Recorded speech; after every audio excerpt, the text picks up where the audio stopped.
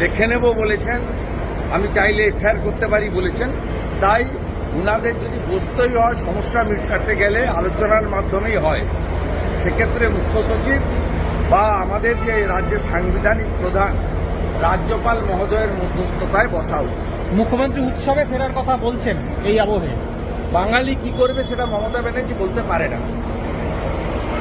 18 তারিখে supreme court দেখার পরে বাঙালি ঠিক করবে বাঙালি কি করবে। বাঙালির দায়িত্ব মমতা ব্যানার্জি কেউ দেয়নি, কারণ উনি গত লোকসভা ভোটেও 45.67% ভোট পেয়েছেন। উনার বিরুদ্ধে 56% বাঙালি ভোট দিয়েছে। ভাগ হয়েছে ভোট, বিজেপি 39, সিপিএম 5.5 ভাগ হয়েছে, তাই উনি জিতেছেন। কিন্তু গরিষ্ঠ সংখ্যক বাঙালি উনার প্রতি অনাস্থা জ্ঞাপন করেছে লাস্ট লোকসভা নির্বাচনে। স্বাভাবিকভাবে বাঙালি কি করবে সে সবার ঠিকা মমতা ব্যানার্জিকে দেয়নি। আমি বিজেপিকে রিপ্রেজেন্ট করি। BJP goat 2,33,27,000। আমার যে 2,33,27,000 বিজেপির ভোটার আছে, মোদিজির ভোটার, তাদের দায়িত্ব মমতা ব্যানার্জি নেননি। বাঙালিরা কি করবে 18 তারিখে লাইভ দেখবে গোটা বাংলা। সুপ্রিম কোর্টে কিভাবে কপিল সিব্বলকে দিয়ে জাস্টিস যাতে না পায়, আমাদের অভয়া বলুন, তিলোত্তমা বলুন, কাদম্বিনী বলুন, আফটার অল আমাদের বাড়ির মেয়ে, আমাদের বোন। মানুষ দেখেছে কিভাবে কপিল সিব্বল সহ কোটি টাকা দিয়ে লয়ার নামিয়ে মুখ্যমন্ত্রী যাতে জাস্টিস না পায় সেই ব্যবস্থা তিনি করছেন। উনি নির্লজ্জ বলেই বলছেন যে বিচার পরে হবে, উৎসবে ফিরুন। আর আমরা যারা হিন্দু উৎসব করি না, আমরা পুজো করি। উনি পুজোকে পশ্চিমবাংলায় উৎসবে পরিণত করতে চান। যারা আমরা প্রকৃত সনাতন হিন্দু, তারা অষ্টমীর দিন সংকল্প রাখি এবং পুষ্পাঞ্জলি দেওয়ার পরে তারপরে আমরা আমাদের যে কর্ম করি। আমাদের নবমীর দিন ধনুচি না আরতি হয় এবং দশমীর দিন মায়েরা সিঁদুর খেলা করে। সব কিছু হয় পঞ্জিকা এবং শাস্ত্র মতে। 6000 বছরের পুরনো হিন্দু ধর্ম উনি সেটাকে ধ্বংস করতে চাইছেন। তিনি মহালয়ের আগে পিতৃপক্ষে পুজো উদ্বোধনে বেরোন। পিতৃপক্ষে কোনো শুভ কাজ কোনো হিন্দু লোক করে না। পিতৃপক্ষে বাবা মা যাদের গত হয়েছে তারা গয়ায় গিয়ে পিণ্ডদান করে। আর এই মুখ্যমন্ত্রী হিন্দু ধর্মকে এখানে কালচারাল প্রোগ্রাম এবং উৎসবে পরিণত করেছেন। সেই কারণে আজকে সন্দেশখালীর সরবেড়িয়াতে দুর্গা মায়ের মূর্তি ভাঙা হয়েছে, তৈরি করা মূর্তি। খোঁজ নেন, ছবি দেখুন। তাহলে এই পুজোয় বাঙালি বা বিজেপি কর্মীরা কি করবে, আপনি কি বলবেন? 18 তারিখে সুপ্রিম কোর্ট বলার পরে বাঙালি কি করবে, বাঙালি যথেষ্ট সচেতন। বাঙালি রাজা রামমোহন রায়, ঋষি বঙ্কিমচন্দ্র, শরৎচন্দ্র চট্টোপাধ্যায়, রবীন্দ্রনাথ ঠাকুর, বিদ্যাসাগর, সর্বোপরি রামকৃষ্ণ দেব, বিবেকানন্দ, শ্রী চৈতন্যদেবের আদর্শে বাঙালি দীক্ষিত।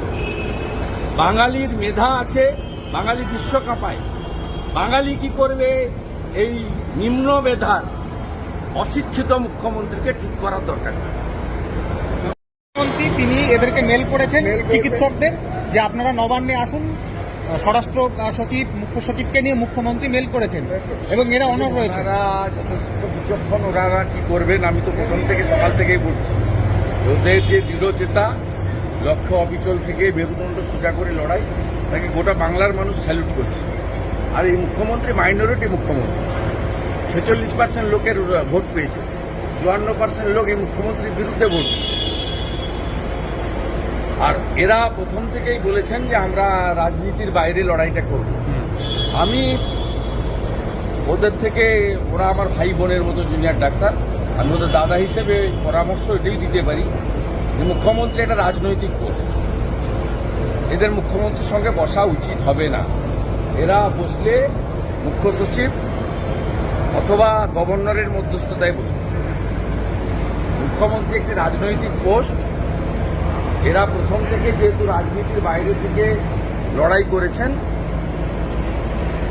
তাহলে এনাদের বসতে গেলে আমার মনে হয়, এটা আমার পরামর্শ, ফাইনালি ওরা কি করবে ওদের ব্যাপার। দে আর ভেরি এফিসিয়েন্ট এবং ওরা যথেষ্ট ইন্টেলিজেন্ট এবং কনসাস পিপল এবং তারা দেশপ্রেমী পিপল, হাইলি এডুকেটেড, MBBS হয়েছে, পড়াশোনাতে যথেষ্ট মেধার সঙ্গে পাস করে। এরা আমাদের জীবন রক্ষাকারী। আমি এদেরকে একটাই পরামর্শ দেব, মুখ্যমন্ত্রীর সঙ্গে বসবেন না। কারণ আপনারা প্রথম থেকেই বলেছেন যে এই আন্দোলন রাজনীতির বাইরে, মুখ্যমন্ত্রী রাজনৈতিক ব্যক্তিত্ব এবং তিনি অনেকবারই জুনিয়র ডাক্তারদের হুমকি দিয়েছেন, ধমক দিয়েছেন, দেখে নেব বলেছেন, আমি চাইলে এফআইআর করতে পারি বলেছেন। তাই উনাদের যদি বসতেই হয়, সমস্যা মেটাতে গেলে আলোচনার মাধ্যমেই হয়, সেক্ষেত্রে মুখ্য সচিব বা আমাদের যে রাজ্যের সাংবিধানিক প্রধান রাজ্যপাল মহোদয়ের মধ্যস্থতায় বসা উচিত। মুখ্যমন্ত্রী উৎসবে ফেরার কথা বলছেন এই আবহে। বাঙালি কি করবে সেটা মমতা ব্যানার্জি বলতে পারে না। 18 তারিখে সুপ্রিম কোর্ট দেখার পরে বাঙালি ঠিক করবে বাঙালি কি করবে। বাঙালির দায়িত্ব মমতা ব্যানার্জি কেউ দেয়নি, কারণ উনি গত লোকসভা ভোটেও 45.67% ভোট পেয়েছেন। উনার বিরুদ্ধে 56% বাঙালি ভোট দিয়েছে। ভাগ হয়েছে ভোট, বিজেপি 39, সিপিএম 5.5, ভাগ হয়েছে, তাই উনি জিতেছেন।